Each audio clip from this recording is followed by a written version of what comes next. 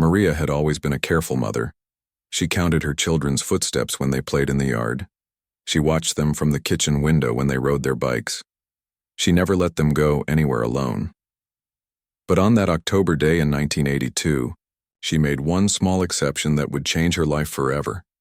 It was a Tuesday afternoon and the sun was shining bright over their small neighborhood in Texas. 8-year-old Rosa was helping her mother fold laundry in the living room while 6-year-old Anna played with her dolls on the carpet.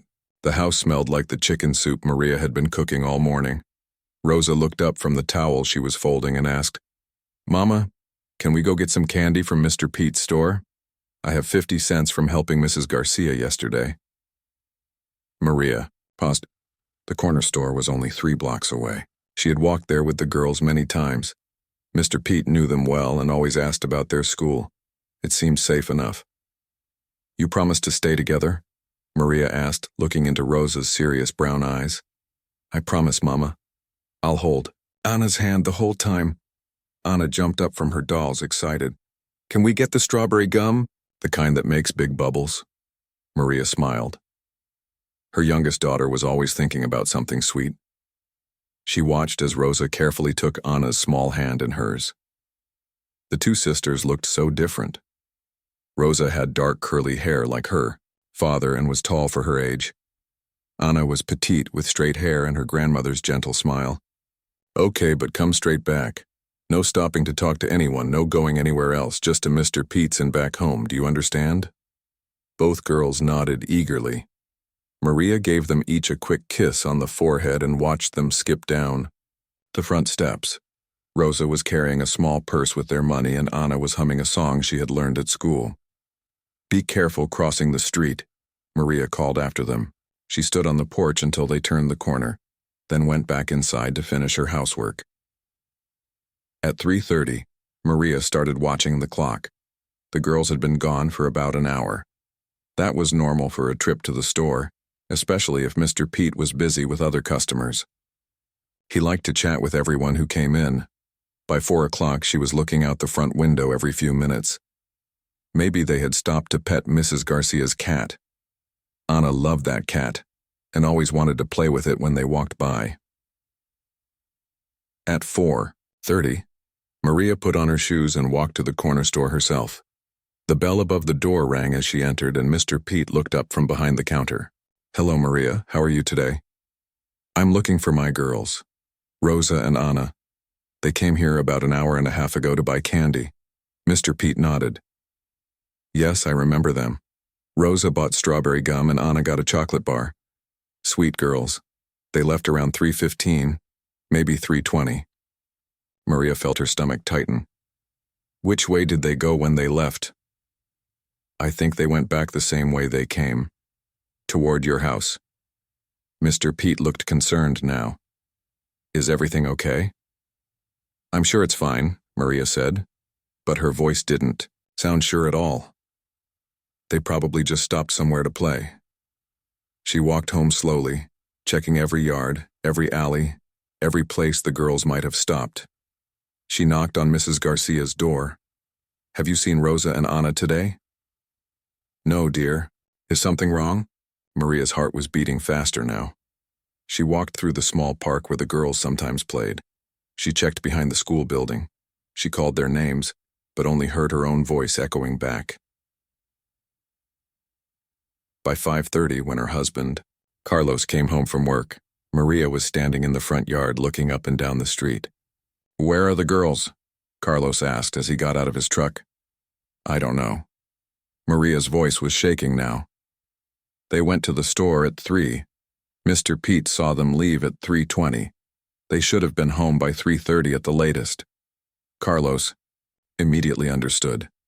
His face went pale. "Did you check everywhere?" "Everywhere I can think of." "Carlos, where could they be?" They spent the next hour walking through the neighborhood together, knocking on every door, asking everyone they met. No one had seen 2 little girls walking alone after 3:30. At 7 o'clock, Carlos called the police. Officer Johnson arrived 20 minutes later.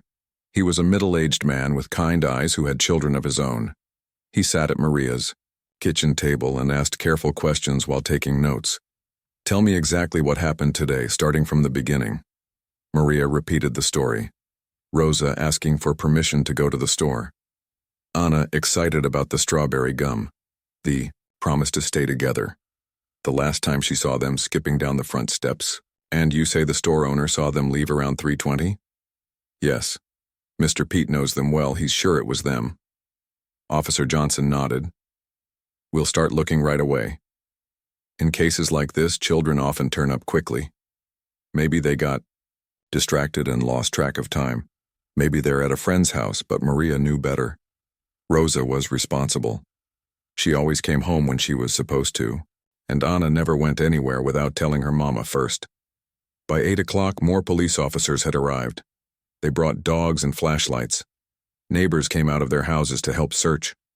Mrs. Garcia brought Maria a cup of coffee and sat with her while the men looked through every backyard, every empty building, every possible hiding place. The dogs followed a scent trail from the store to the corner, then lost it completely. It was as if the girls had simply disappeared into thin air. At 10 o'clock, Detective Martinez arrived. She was a woman about Maria's age with short black hair and a serious expression. She sat down with Maria and Carlos and asked all the same questions again. Is there anyone who might have taken the girls? Anyone who has been bothering your family? Any relatives who might have picked them up? No, Maria said. Everyone loves Rosa and Anna. They're good children. They don't cause trouble for anyone. What about family members? Grandparents? Aunts or uncles? Carlos's parents live in Mexico. My mother lives 2 states away. None of them would take the girls without asking us first. Detective Martinez wrote everything down. We're going to search all night. We're also going to contact other police departments in nearby towns. Sometimes children wander farther than we expect. But Maria knew her daughters hadn't wandered away. Rosa was too careful and Anna was too young to walk very far. Something had happened to them between the store and home. Something bad. The night felt endless. Maria sat by the front window, watching car lights pass by, hoping to see 2 small figures walking up the street. Carlos paced through the house, checking and rechecking every room, as if the girls might suddenly appear in their beds. At dawn, Detective Martinez came back with coffee and sad news. We've searched everywhere within a 5-mile radius. We've checked with hospitals, bus stations, and other towns. No sign of them yet. What does that mean? Carlos asked. Detective Martinez chose her words carefully. It means we need to consider that someone may have taken them. We're going to expand the search and contact the FBI. They have resources we don't have. Maria felt like the world was spinning around her. This couldn't be happening. Yesterday morning, she had been worried about what to cook for dinner. Now her children were gone and no one knew where they were or who had taken them. The next few days brought reporters, more police officers, and hundreds of volunteers. Maria's face appeared on television news programs. Posters with Rosa and Anna's pictures were hung in store windows and on telephone poles throughout the city. Someone must have seen something, Maria told anyone who would listen. 2 little girls don't just vanish. Someone knows what happened. But as the days turned into weeks, then months, the phone calls became fewer. The reporters moved on to other stories.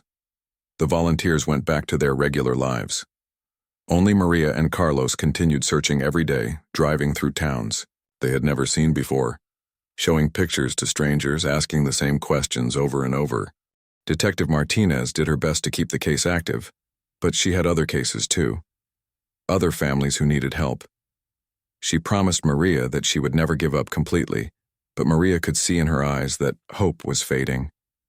6 months after that October afternoon, Maria still set the table for 4 people every night. She still kept Rosa's homework book stacked neatly on the kitchen counter. She still left Anna's favorite stuffed animal on her pillow every morning. Carlos begged her to accept that the girls were gone, but Maria refused. They're out there, somewhere, she would say. They're waiting for me to find them. A mother doesn't give up on her children. And so began the longest journey of Maria's life. A journey that would last 21 years and take her to places she never imagined. A journey that would test her faith, her marriage, and her sanity. A journey that would end in the most unexpected way possible. in a small church with an old Bible, and a miracle that no one could have predicted. The first year was the hardest. Maria barely slept, barely ate, and spent every waking moment thinking about Rosa and Anna. She kept a notebook by her bed where she wrote down every dream, every feeling, every small hope that maybe today would be the day they came home. Carlos tried to be strong for both of them, but the weight of losing their children was crushing him too.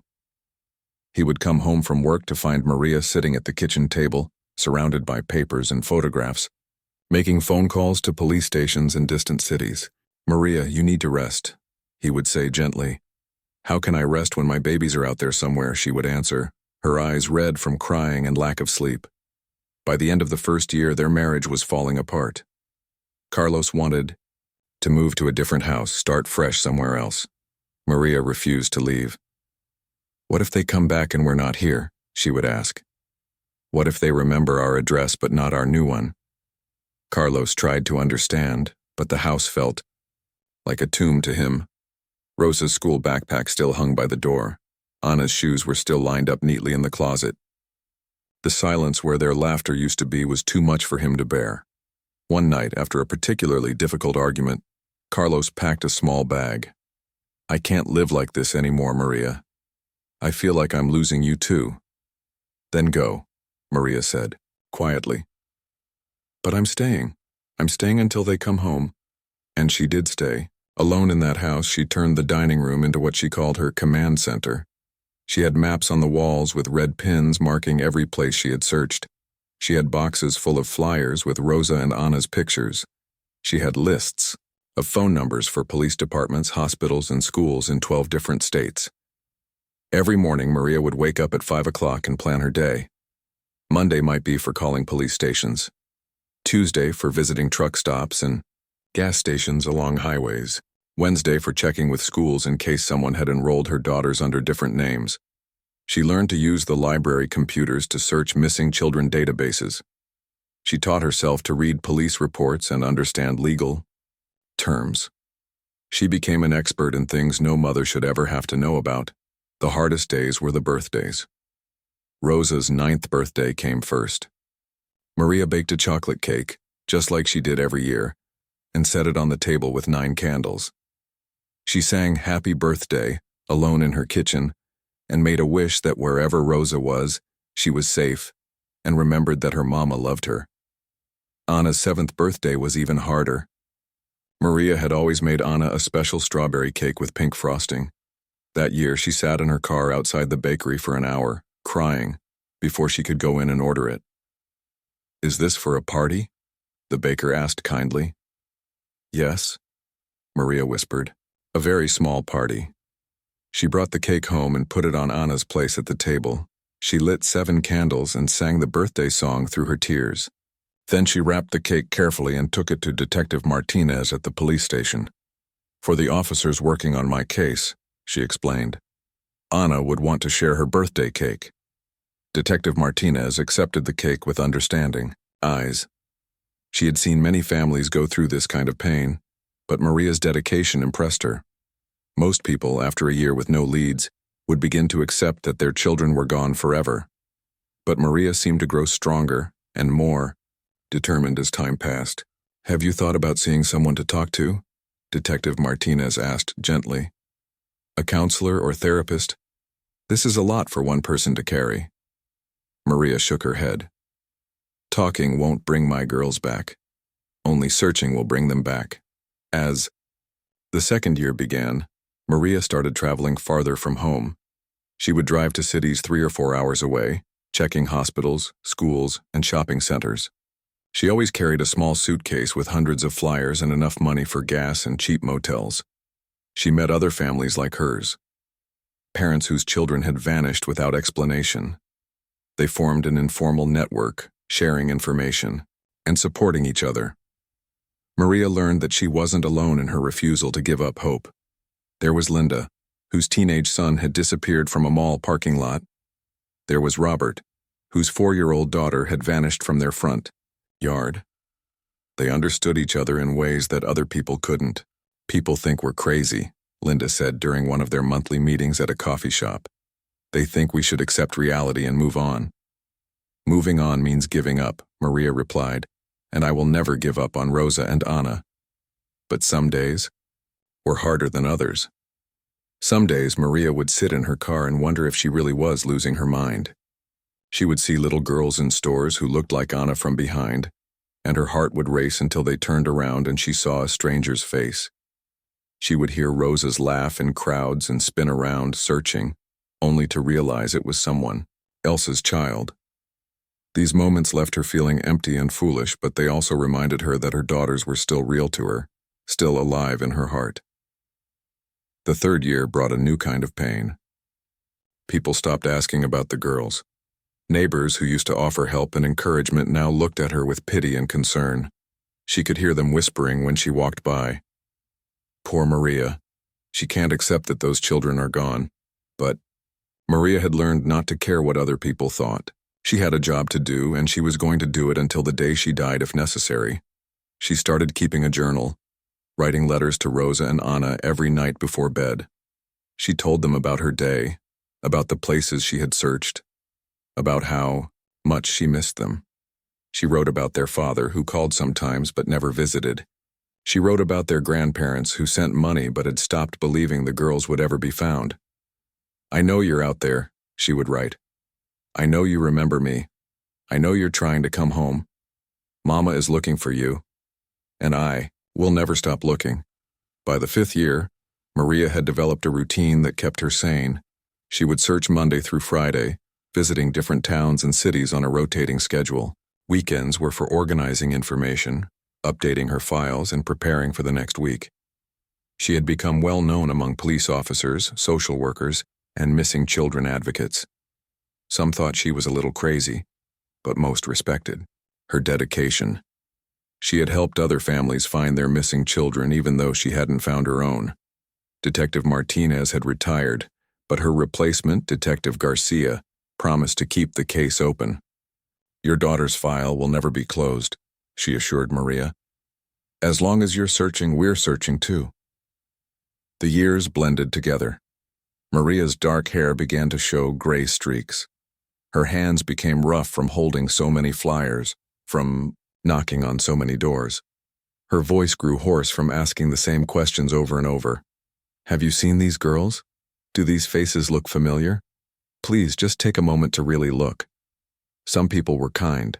They would take her flyers and promise to keep an eye out. Others were impatient or suspicious. A few were cruel, telling her to give up and get on with her life.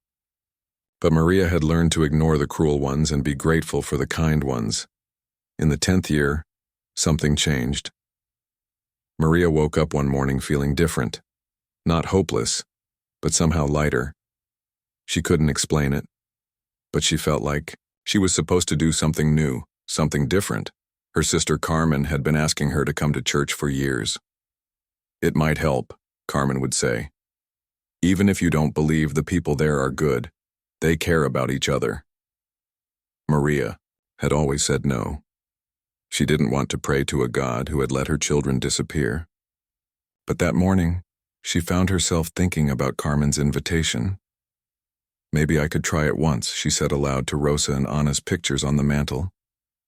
Maybe it would help me be stronger for you. The first Sunday at St. Joseph's Catholic, church was awkward. Maria sat in the back row, feeling out of place among the families with their well-dressed children. But the music was beautiful, and the priest spoke about hope in a way that didn't make her feel foolish for hoping. After the service, several people introduced themselves.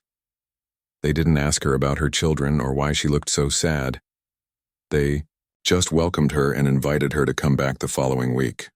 There's something peaceful about this place, Maria wrote in her journal that night.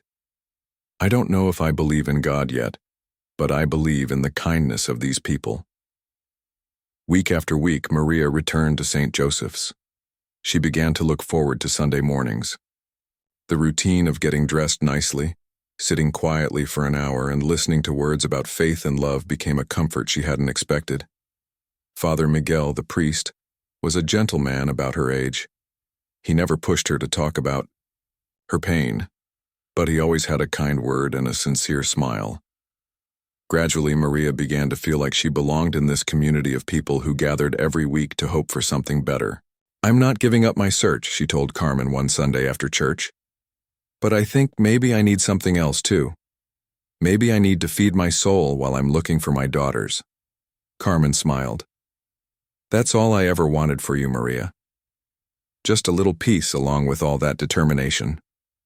As Maria entered her 15th year of searching, she had traveled to hundreds of towns, distributed thousands of flyers, and met countless people. She had become a different person than the frightened mother who had watched her daughters skip down the front steps that October day. She was stronger now, tougher but also gentler in some ways.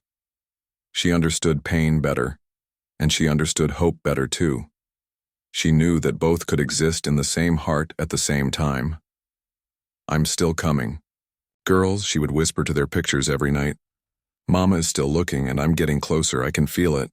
It was July 15th, 2003, and Maria had been attending St. Joseph's Church for almost 6 years. She had her favorite pew now, 3rd row from the front on the left side. The wooden seat was worn smooth from years of Sunday services, and Maria felt comfortable there like it was her own special place. That morning started like any other Sunday. Maria woke up at 7, made her coffee, and sat at the kitchen table looking at Rosa and Anna's pictures while she planned her week. Monday, she would drive to Austin to check 3 schools that had opened since her last visit there. Tuesday was for calling police stations in Oklahoma.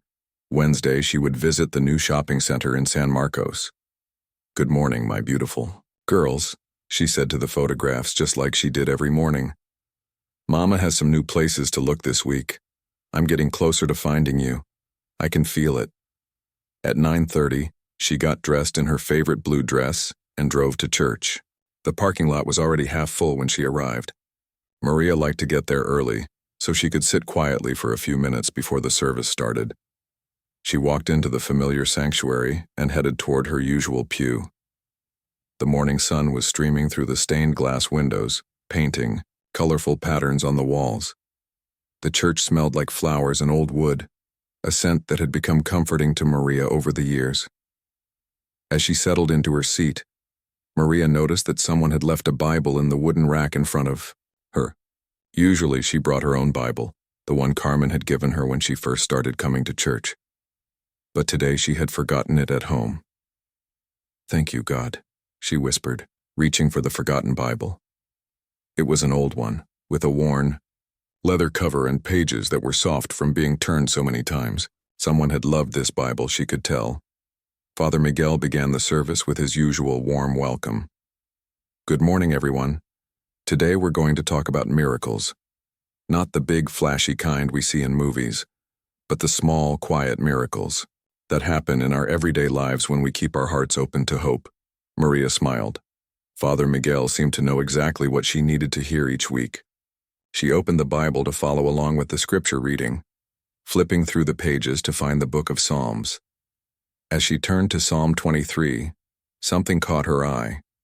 There was a small piece of paper tucked between the pages, almost like a bookmark. It was folded in half and she could see that someone had written something on it. Maria hesitated. Should she look at someone else's private note? Maybe it was a prayer request or a personal reminder. But something about the paper seemed to call to her. Her hands were shaking slightly as she carefully unfolded it. The handwriting was neat and careful, written in blue ink. As Maria read the words, the world seemed to stop spinning around her. "We are Rosa and Ana Rodriguez. We live at 847 Oak Street. Now, we remember our Mama Maria. We miss her every day. Please help us find her. We have been looking for 21 years. Maria read the note again, then again. Her heart was beating so fast she thought it might burst out of her chest. The handwriting looked familiar, like Rosa's careful cursive from her 3rd grade homework. But older now, more mature. Her hands were trembling so much she could barely hold the paper. Around her, people were standing to sing a hymn, but Maria couldn't move. She couldn't breathe. She couldn't think clearly. Rosa and Ana Rodriguez. Those were her daughters' names. We remember our Mama Maria. That was her name. 847 Oak Street. That was only 15 minutes away from the church. But how could this be possible? How could her daughters have written this note and left it in this exact Bible, in this exact pew, on this exact day? Father Miguel was reading from Psalms now, his voice carrying across the sanctuary. Even though I walk through the valley of the shadow of death, I will fear no evil, for you are with me. Maria felt tears streaming down her face. After 21 years of searching, could this really be happening? Could her daughters really be 15 minutes away from her right now? She looked at the note again, studying every word, every letter. The handwriting definitely looked like it could be Rosa's. And Anna's name was spelled exactly the way Maria had taught her to spell it when she was learning to write. But a part of her was afraid to believe. She had followed so many false leads over the years. She had gotten her hopes up so many times, only to have them crushed when the lead turned out to be nothing. What if this was just someone playing a cruel joke? What if it was a coincidence? What if two different girls named Rosa and Ana Rodriguez had written this note? Girls who had nothing to do with her missing daughters? Maria tried to focus on the service, but she couldn't stop looking at the note. She read it over and over, memorizing every word. We have been looking for 21 years. That was exactly how long her daughters had been missing. When Father Miguel asked everyone to bow their heads for prayer, Maria found herself whispering desperately, "Please, God, if this is real, give me the strength to handle it. If it's not real, help me survive the disappointment. I don't know if I can take another heartbreak." The service seemed to last forever. Maria sat through the hymns and the sermon, but all she could think about was the note in her hands. She kept looking around the church, wondering if Rosa and Ana were somewhere in the congregation. Could they be sitting just a few rows away? When Father Miguel finally gave the closing blessing, Maria practically ran to the front of the church. She had to talk to him immediately. She had to show him the note and ask for his help. "Father Miguel," she called out as he was greeting people at the altar. "I need to speak with you, it's urgent." He took one look at her face and immediately understood this was serious. "Of course, Maria. Let's go to my office." In the quiet of his small office behind the sanctuary, Maria showed him the note with shaking hands. Father Miguel read it carefully, his expression growing more serious with each word. "Maria, where did you find this?" "In a Bible in my pew. It was tucked in the pages of Psalm 23. "Father, do you think it could really be them? After all these years?" Father Miguel was quiet for a long moment, studying the note. He had known Maria for 6 years. He had watched her pray for her daughters every single Sunday. He had seen her faith grow stronger, even as her hope was tested again and again. "I think," he said slowly, "that we need to call Detective Garcia right away, and then we need to drive to Oak Street and see what we find." Maria's heart jumped. "You'll come with me?" "Of course I will. You shouldn't go alone. This is either going to be the most wonderful day of your life or it's going to be very painful. Either way, you need someone with you." Father Miguel called Detective Garcia while Maria sat in his office, staring at the note and trying to prepare herself for what might come next. After 21 years of searching, was it really possible that her daughters had been living just 15 minutes away this whole time? Detective Garcia arrived at the church within 20 minutes. She was a tall, serious woman who had taken over Maria's case 5 years earlier when Detective Martinez retired.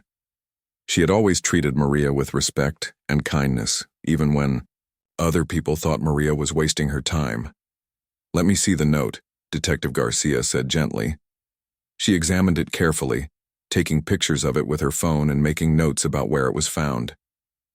"Maria, I have to be honest with you. This could be anything. It could be your daughters, or it could be someone playing a prank, or it could be a coincidence." "I know," Maria whispered. "But I have to find out. I have to go to that address." "We're going to go together," Detective Garcia said. "All 3 of us. And we're going to be very careful about how we handle this."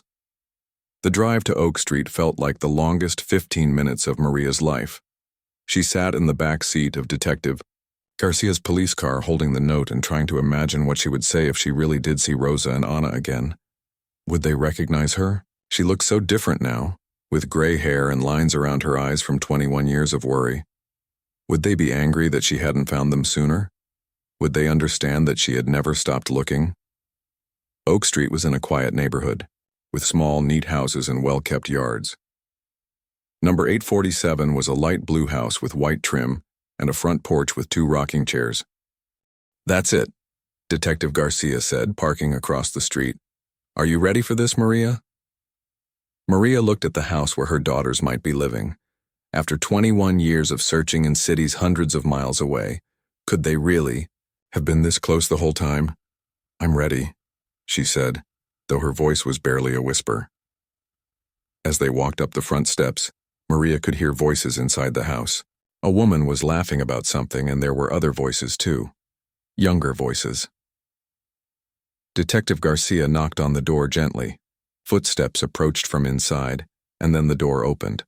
A woman about Maria's age stood in the doorway. She had kind eyes and was wearing an apron covered in flour. "Can I help you?" "Ma'am, I'm Detective Garcia with the police department. We're looking for 2 young women who might live here. Rosa and Ana Rodriguez?" The woman's face went pale. "Rosa and Ana? Yes, they're my daughters. Well, my adopted daughters. Is something wrong? Are they in trouble?" Maria felt her knees go weak. Father Miguel put his hand on her arm to steady her. "Could we speak with them, please?" Detective Garcia asked gently. "Of course. Come in. They're in the kitchen helping me bake cookies." The woman stepped aside to let them in. "I'm Janet, by the way. Janet Williams." As they walked through the living room toward the kitchen, Maria's heart was pounding so hard she was sure everyone could hear it. 21 years. 21 years of searching, and her daughters had been living in this house baking cookies with their adoptive mother. From the kitchen came the sound of laughter and conversation. Young women's voices, speaking Spanish mixed with English, just like Rosa and Ana used to do when they were little. "Rosa, Ana," Janet called out. "There are some people here to see you." Maria took a deep breath and stepped into the kitchen. And there, standing by the counter with flour on their hands and smiles on their faces, were her daughters. The moment Maria saw them, everything else disappeared. The kitchen, Detective Garcia, Father Miguel, even Janet Williams, none of it mattered. All she could see were her daughters. Rosa was tall now, maybe 5'6", with the same dark, curly hair she'd had as a child, though it was longer and pulled back in a ponytail. She was wearing jeans and a yellow t-shirt, and she had flour on her nose from baking. But her eyes, those were definitely Rosa's eyes, the same warm brown eyes that used to look up at Maria when she read bedtime stories. Ana was shorter and more delicate, just like she'd been as a little girl. Her hair was straight and reached her shoulders, and she was wearing a blue dress with an apron over it. She had grown into a beautiful young woman, but Maria could still see the 6-year-old who used to climb into her lap every morning. For a long moment, nobody spoke. Rosa and Ana stared at Maria with confusion and something else, something that looked almost like recognition. "Mama?" Ana whispered, so quietly that Maria almost didn't hear it. The word hit Maria like a physical blow. She started crying immediately. 21 years of tears that she'd been holding back finally breaking free. "Ana? Rosa? Is it really you?" Maria's voice was shaking so badly she could barely get the words out. Rosa took a step forward, studying Maria's face carefully. I remember you. You used to sing to us at bedtime. You made the best pancakes on Sunday mornings. You taught me to write my name," Ana added, her own eyes filling with tears. "You said the A had to be perfect because it was the first letter of Ana." Maria couldn't help herself.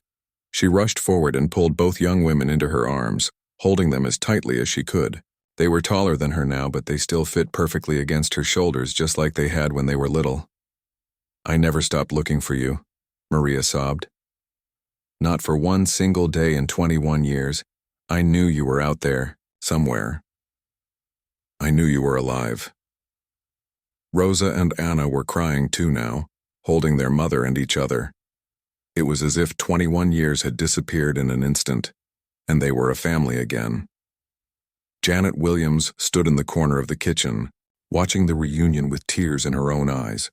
Detective Garcia was taking notes, but even she seemed moved by what she was witnessing. "I don't understand," Anna said through her tears. "We've been looking for you too. We've left notes in churches all over the state. We hoped someone would find one and help us." "How did you know to look in churches?" Maria asked, still holding her daughters close. "We remembered going to church when we were little," Rosa explained. "We remembered you teaching us prayers, so we thought if you were still looking for us, maybe you would go to church too." Father Miguel stepped forward gently. "How many notes did you leave?" "Hundreds," Anna said.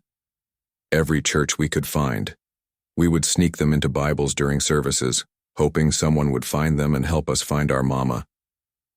Maria realized the miracle of what had happened. Out of hundreds of notes in hundreds of churches, she had found the one meant for her, in her own pew on a random Sunday morning. "But how did you end up here?" Detective Garcia asked gently. "What happened to you after you left the store that day?" Rosa and Anna looked at each other, then at Janet Williams. There was clearly a complicated story to tell. Janet sat down at the kitchen table and gestured for everyone else to do the same. "I think I need to explain," she said quietly. "Rosa and Anna came to me through an adoption agency in 1983. They were listed as orphans whose parents had died in a car accident. I had no idea they had been taken from their family." Maria felt her heart sink. "You didn't know?" "I swear to you I had no idea. The paperwork all looked legitimate. The social worker, Mrs. Henderson, told me the girls had no family left and needed a good home. I was a single woman who had always wanted children. It seemed like an answer to both our prayers." Detective Garcia leaned forward. "What adoption agency?" "Hope Family Services, but it closed down about 10 years ago. There were some kind of legal problems." Rosa took her mother's hand. "Mama Janet is a good person. She took care of us. She loved us. When we started remembering things about you, she helped us look for you." "It's true," Janet said. "When the girls were about 12 and 10, they started having dreams and memories about their life before. They remembered a woman who sang Spanish lullabies and made them chocolate milk when they were sad.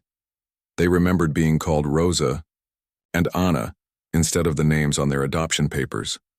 "What names were on the papers?" Maria asked. "Rebecca and Amy Johnson," Anna said. "But we always felt like those weren't our real names. We felt like we were living someone else's life." Janet continued the story. "When they told me about their memories, I helped them research. We went to police stations. We looked at missing children websites. We contacted other adoption agencies, but we never found any record of Rosa and Ana Rodriguez." Detective Garcia frowned. "That's because someone must have altered the records, made it look like you were never reported missing or filed under different names." "About 5 years ago," Rosa said, "we decided to start leaving notes in churches. We figured if our mama was still alive and still looking for us, she might go to church. We've been doing it every week since then." Maria couldn't believe what she was hearing. While she had been driving to distant cities, searching in places hundreds of miles away, her daughters had been right here, looking for her too. "I searched everywhere," Maria said. "I went to 12 different states. I checked thousands of schools and hospitals and shelters. How did I never find you?" "Because we weren't lost," Anna said softly. "We were hidden. Someone made sure we couldn't be found." Detective Garcia had been making notes throughout the conversation. "This is definitely a case of illegal adoption, possibly involving kidnapping and falsified documents. We're going to need to investigate the adoption agency and everyone involved." "But what does that mean for us now?" Rosa asked. "Janet is the only mother we've remembered for most of our lives, but Maria is our real mother. We love both of you." Janet reached across the table and took Maria's hand. "I know this is complicated, but I want you to know that I never would have adopted the girls if I had known they had a family looking for them. And now that I know the truth, I want to do whatever is best for them." Maria looked at this woman, who had raised her daughters for 20 years. She could see the love in Janet's eyes, the same love Maria had felt for Rosa and Anna every day they were missing. "You gave them a good life," Maria said quietly. You took care of them when I couldn't. You kept them safe. I can never repay you for that. We're adults now, Rosa said. We can make our own decisions about our relationships with both of you. I want both of you in my life, Anna added. Janet, you're the mother who raised me. But, Maria, you're the mother who never stopped looking for me. I need both of you. Over the next several hours, the three women sat in Janet's kitchen and began to piece together their story. Rosa and Anna shared memories of their childhood with Janet, while Maria told them about her 21 years of searching. I kept your room exactly the same for 10 years, Maria said. Rosa, your books are still on the shelf. Anna, your stuffed rabbit is still on your pillow. I want to see it, Anna said. I want to see our old house. Of course, you can see everything. I have photo albums, home movies, all your schoolwork from before. We don't remember much about our life before, Rosa admitted. Just bits and pieces. The smell of your perfume, the sound of your voice singing, the taste of your pancakes. I can make you pancakes right now if you want, Maria said, laughing through her tears. We'd like that, Anna said. But first, can you tell us about Papa? Is he still alive? Maria's face fell.